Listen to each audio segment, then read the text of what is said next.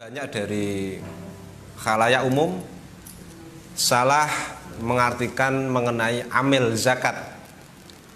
Banyak yang berasumsi bahwa amil zakat itu pokoknya orang-orang yang mengurusi pembagian zakat, entah itu siapa.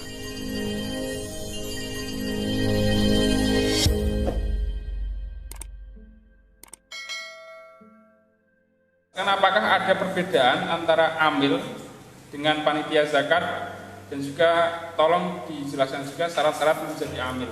Salah satu mutakhir zakat dari 8 tadi adalah amil. Yang dengan jelaskan tadi adalah amil itu orang yang membagi dan menerima zakat, yang mungkin juga ditunjuk oleh pemerintah. Amil itu seperti apa? Jadi ini beda nggak antara amil dengan panitia zakat? Panitia zakat kan biasanya muncul di saat-saat, kalau khususnya zakat fitrah ini biasanya di masjid-masjid. Ada juga amil yang memang sudah punya SK kan.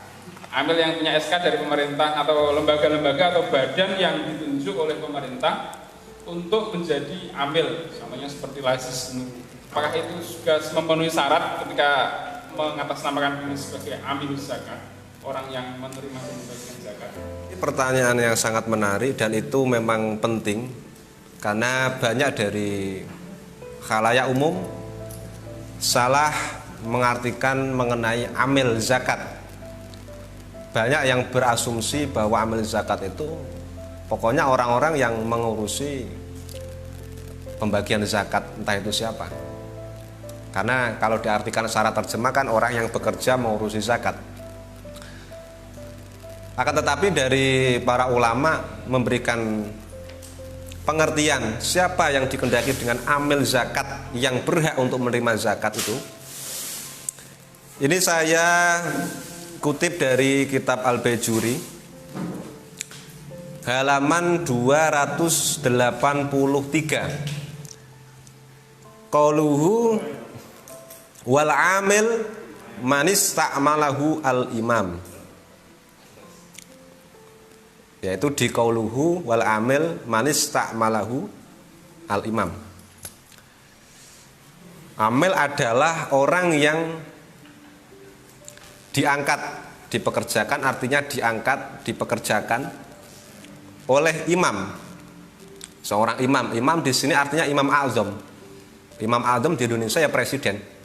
Atau diangkat oleh naibnya. Data dalam kitab yang lain, yaitu dalam kitab Mauhibah Dzil Fadli,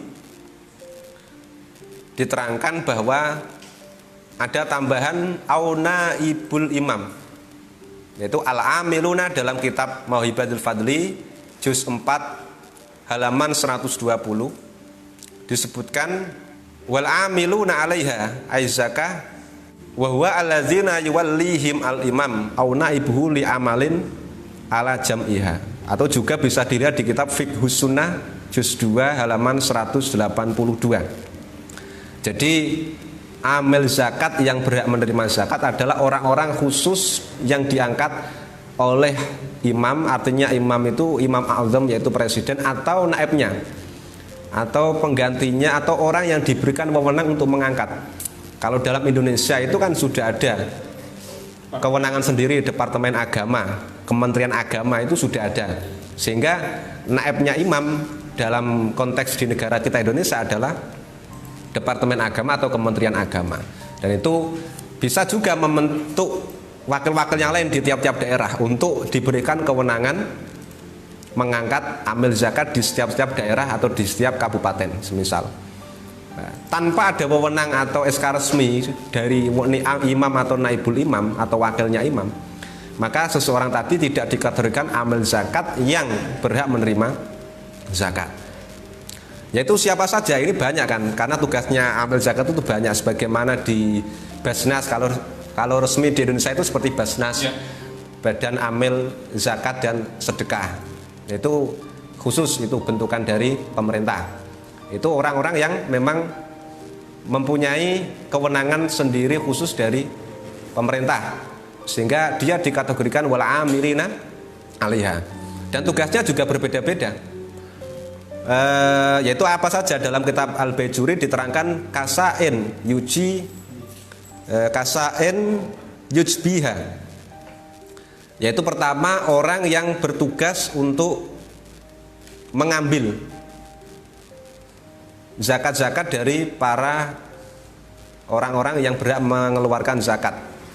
Wakatibin yaktubuma a'tahu arbabal amwal.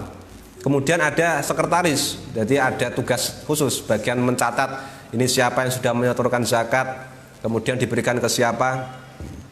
Waqasim yuqassimuha alal mustahikin. Ada orang yang bertugas membagikan setelah dicatat siapa yang berhak, kemudian ada yang membagikan khusus. Ini juga termasuk amil. Wahasir yajmauhum. Kemudian ada yang mendata atau mengumpulkan mereka, mengumpulkan para mustahikin, ya. Kemudian ada petugas yang memberikan khusus, jadi ada yang mengumpulkan, ada yang memberikan sendiri. Artinya berarti mengatur ketertiban, mengumpulkan, kemudian diatur bagaimana cara penyerahannya, nanti ada tugasnya sendiri. Ini ada beberapa amil dalam permasalahan amil zakat. Jadi bukan hanya dia sebagai penarik zakat, tidak, tapi banyak, ada yang bagian memberikan, ada yang bagian hanya mencatat, ada yang dia mengumpulkan para mustahikin dan lain sebagainya. Itu beberapa kategori amil, tugas-tugas dari beberapa amil. Jadi ada sendiri-sendiri tugasnya. Yang intinya dalam permasalahan amil itu harus dibentuk atau ada SK dari imam atau naibul imam, atau orang yang diberikan wewenang oleh imam. Karena dulu di PCNU itu pernah dibahas badan amil zakat yang dibentuk oleh NU atau apa, saya lupa, NU kalau nggak salah. Kalau nggak salah itu dari NU atau MUI kalau saya lupa. Itu ditanyakan.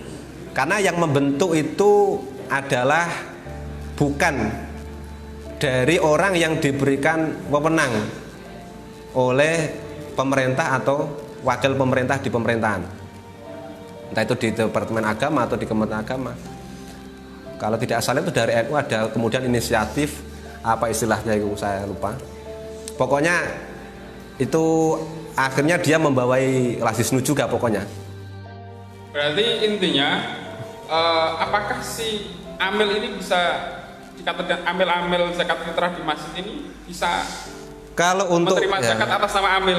Kalau untuk ini pertanyaan berarti fokus di situ ya.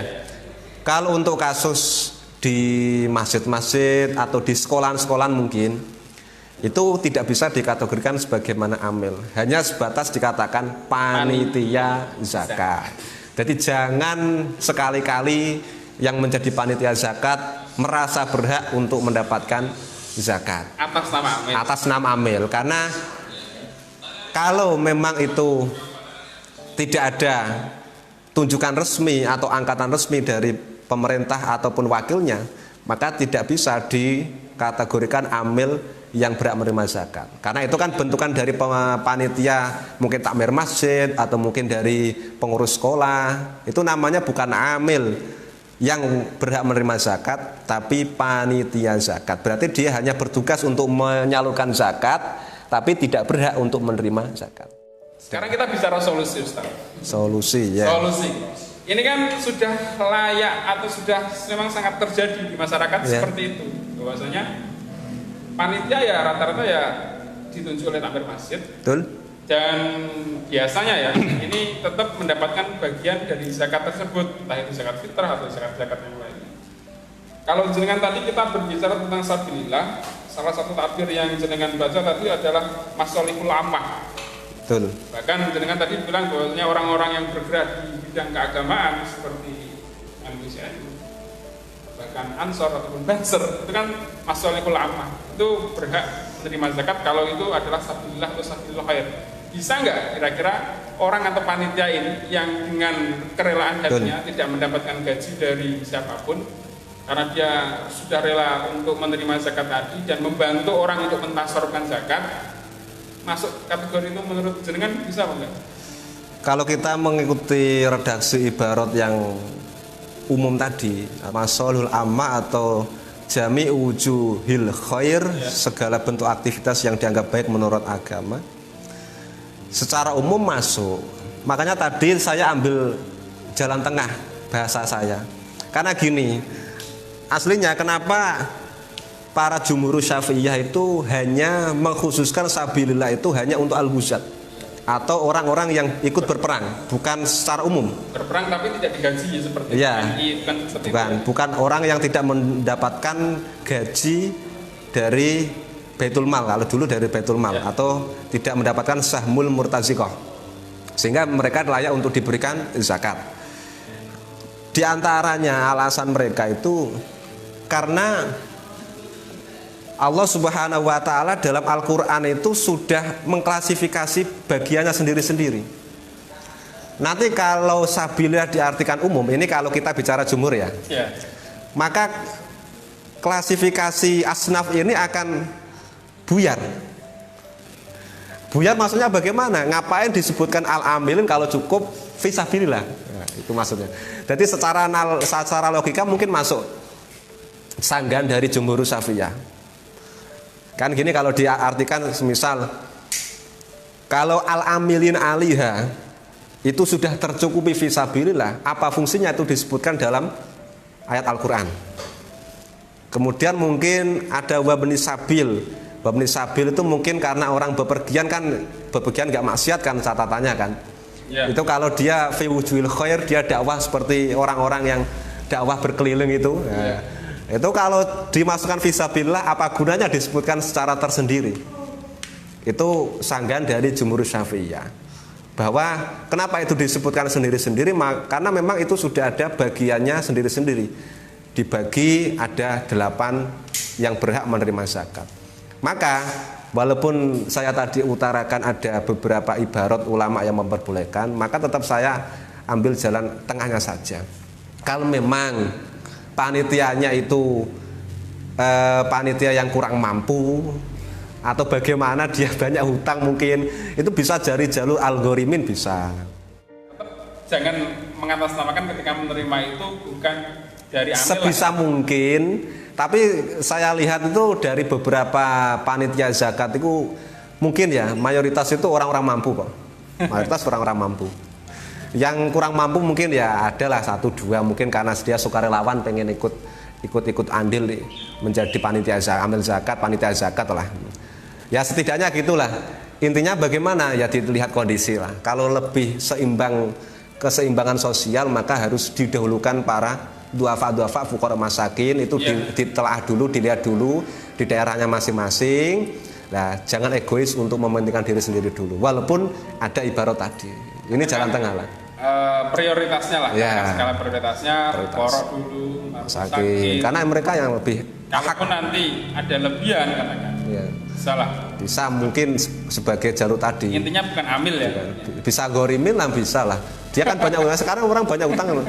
Terus kan gorimin kategorinya kan nggak asal gorimin. Kalau dipakai untuk cicilan mobil masa enggak. Gorimin ya yang artinya dia sudah jatuh tempo nggak punya uang. Itu sebagai salah satu cara untuk menambal utangnya nggak apa-apa. Tapi bukan utang-utang untuk kenikmatan dirinya, bukan. Memang kebutuhan pokok memang. Saya kira bisa dipahami dan bisa disimpulkan seperti tadi bahwasanya panitia bukan amil zakat kategori asnaf.